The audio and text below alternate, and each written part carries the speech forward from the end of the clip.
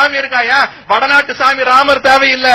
வெல்போர் ராமன் அருமறைக்கு அவித்த அப்படின்னு நம்ம தமிழ்நாட்டு தனுஷ்கோடியில ராமன் பூஜை செய்ததை சொன்ன அகநானூற்று புலவன் கடுவன் மல்லனார் தமிழன் இல்ல. கடுந்தரல் ராமன் உடன்புணர் சீதையை வலித்தகை அரக்கன் வவ்விய ஞான்றை, அதாவது ராமனின் மனைவி சீதையை கடத்தி சென்ற ராவணனை அரக்கன் என்று பாடிய புறநானூற்று புலவன் உன்பொதி பசுங்குடையார் தமிழன் இல்ல. அவனுக்கு பரிசு கொடுத்த சோழ மன்னன் இளஞ்சேட் சென்னி தமிழன் இல்ல.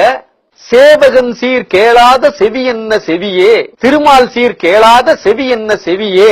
ஏண்டா ராமன் நாமத்தை கேட்காத காதே வேஸ்ட் அப்படின்னு சொன்ன இளங்கோவடிகள் தமிழன் இல்ல. ராமனுக்காக 11,000 பாடல்களை பாடிய கவி சக்கரவர்த்தி கம்பனும் தமிழன் இல்ல. ராகவேந்திரா தேவையில்லை. ஏண்டா சிதம்பரத்துக்கு பக்கத்துல புவனகிரியில பிறந்து சங்க இலக்கியத்துல சொன்ன ராமனையும் கண்ணனையும் உலகம் முழுக்க சொன்ன ராகவேந்திரத கும்பிடக்கூடாது. ஆனா தமிழை காட்டுமிராண்டி மொழின்னு சொன்ன கன்னடன் ஈவேரா உனக்கு தந்தையாகலாம். கேரளா ஐயப்பன் தேவையில்லை. ஏண்டா 5000 கிலோமீட்டருக்கு அங்கிட்டு பெத்லஹேம்ல பிறந்ததா சொல்ற இயேசுவுக்கு கேக்கு வெட்டலாம்.